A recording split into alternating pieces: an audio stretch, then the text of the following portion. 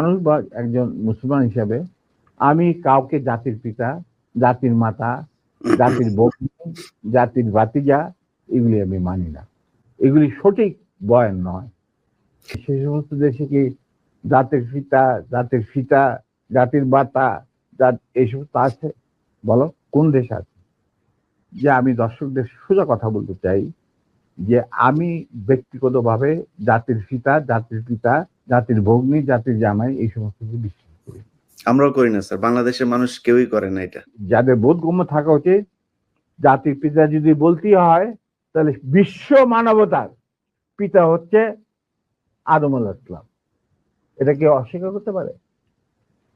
তা আমার কথা হচ্ছে তোমরা উন্নত দেশগুলি থেকে তোমরা গণতন্ত্র শিখে আসো, তারপরে মানব অধিকার শিখে আসো। এগুলি কি নতুন করে শেখার কিছু